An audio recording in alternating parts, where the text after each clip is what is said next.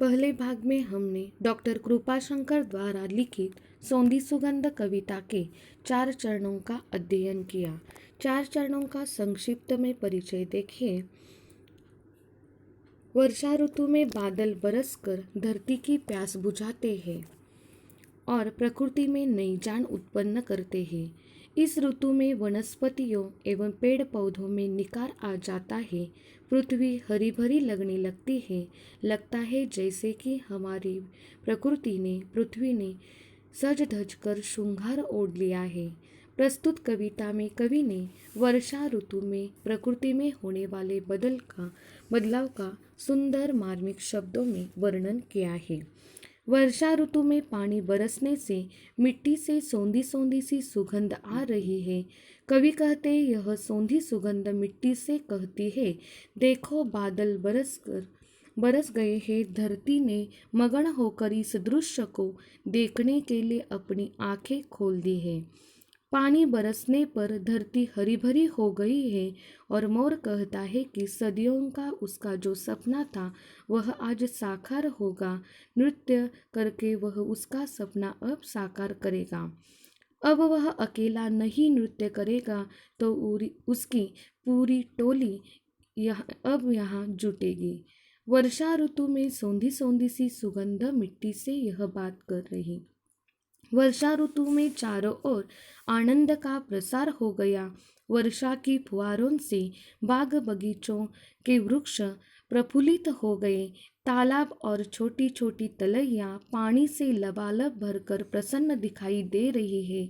बगीचे के वृक्ष हवा के झकोरों से मस्ती में भरे हुए गुनगुनाते गीत गाते हुए दिखाई दे रहे हैं। वर्षा ऋतु में सौंधी सौंधी सी सुगंध मिट्टी से बात करती है। यह पहले 4 पंक्तियों का संक्षिप्त आशय हमने देखा।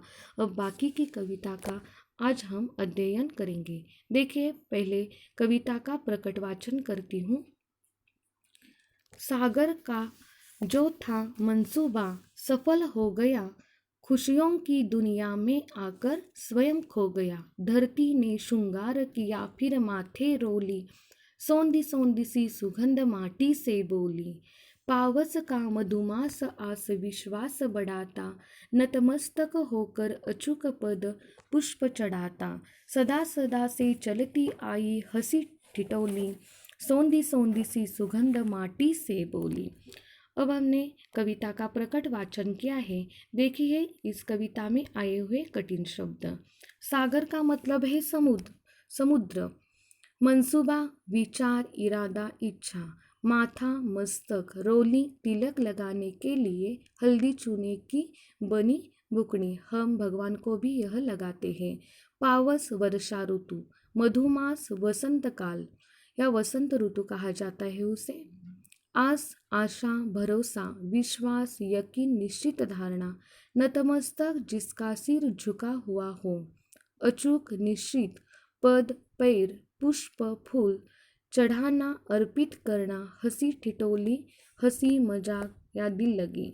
तो आइए चलते हम 2 पंक्तियों का आशय देखते हैं। सागर का जो था मंसूबा सफल हो गया, खुशियों की दुनिया में आकर स्वयं खो गया। पृथ्वी को जल से सिंच कर हरा भरा करने का समुद्र का जो विचार या उनका जो मंसूबा था, इरादा था, इच्छा थी, वह अब पूरी हो गई है। वर्षा की झड़ियों से सफल हो गई है। समुद्र इतना प्रसन्न है कि वह अपने आप को भूल सा गया है। वर्षा ऋतु में चारों ओर हरियाली फैली हुई है। इससे ऐसा लगता है जैसे धरती माता ने श्रृंगार करके सज धज गई है।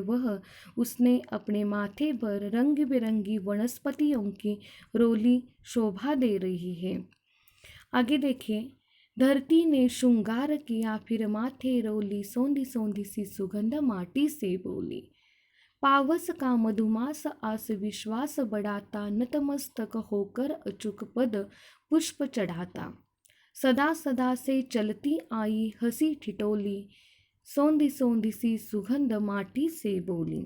कवि कहते हैं कि वर्षा ऋतु का वसंत काल समस्त प्राणियों में आशा और विश्वास की भावना की वृद्धि करता है। ऐसा लगता है जैसे वर्षा ऋतु श्रद्धा से सिर झुकाकर पृथ्वी माता के चरणों में वर्षा का जलरूपी पुष्प अर्पित कर रही है। यह प्रथा युगों युगों से चलती आ रही है। इसी तरह हंसी खुशी चलती आई है। वर्षा ऋतु में सौंधी सौंधी सी सुगंध मिट्टी से बात करती है। यह दृश्य देखकर कवि डॉक्टर कृपाशंकर शर्मा भी नतमस्तक होते हैं और नतमस्तक होकर वह पृथ्वी माता को पुष्प चढ़ाते हैं। फिर एक बार इस कविता के अंतिम 4 पंक्तियों का आशय देखिए। कवि कहते हैं कि वर्षा ऋतु का वसंत काल समस्त प्राणियों में आशा और विश्वास की भावना की वृद्धि करता है। ऐसा लगता है जैसे वर्षा ऋतु श्रद्धा से सिर झुकाकर पृथ्वी माता के चरणों में वर्षा का जलरूपी पुष्प अर्पित कर रही है। यह प्रथा युगों युगों से इसी तरह हंसी खुशी चलती आई है। वर्षा ऋतु में सौंधी सौंधी सी सुगंध मिट्टी से बात कहती है। देखिए, इस कविता का आशय आपको आपकी समझ में आया होगा। तो इस कविता का हम स्वाध्याय देखते हैं। स्वाध्याय में देखिए, पहला जो प्रश्न है वह आकलन कृति पर है। एक आकृति पूर्ण कीजिए। खारे पानी की विशाल और अथाह राशि के लिए प्रयुक्त शब्द, यानी कि इसके लिए जो शब्द इस कविता में आया है वह आपको इस कोष्टक में लिखना है। दूसरा प्रश्न लिखिए।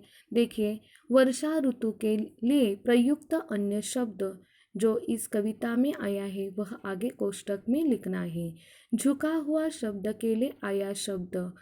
चौथा देखिए, आशा और विश्वास बढ़ाने वाला कहा गया है, इसके लिए जो शब्द आया है वह आगे कोष्टक में लिखना है। प्रश्न दूसरा देखिए, वह भी आकलन कृति पर पूछा गया है। 2 ऐसे प्रश्न बनाइए जिनके उत्तर निम्नलिखित शब्द हो, यानी कि ऐसा प्रश्न बनाना है और नीचे जो शब्द दिए हैं वह उसके उत्तर होने चाहिए। प्रश्न दूसरा देखिए, कृति 2 यह शब्द संपदा पर है आधारित। एक उपसर्ग प्रत्यय लगाकर शब्द लिखिए, यानी कि गंध यह शब्द है, इसको उपसर्ग लगाकर जो शब्द बनता है वह आगे के कोष्टक में लिखना और उस पर प्रत्यय लगाकर जो शब्द बनता है वह यहाँ कोष्टक पर लिखना। सफल इस शब्द को उपसर्ग लगाकर जो शब्द बनता है वह यहाँ कोष्टक में लिखना है और उसे प्रत्यय लगाकर जो शब्द बनता है वह यहाँ कोष्टक पर लिखना है। प्रश्न तीसरा देखिए, पद्यांश की अंतिम 4 पंक्तियों का भावार्थ लिखना है। इस तरह यह स्वाध्याय पूरा करके आपके जो एडमिन है उनके फ़ोन पर आपको सेंड करना है।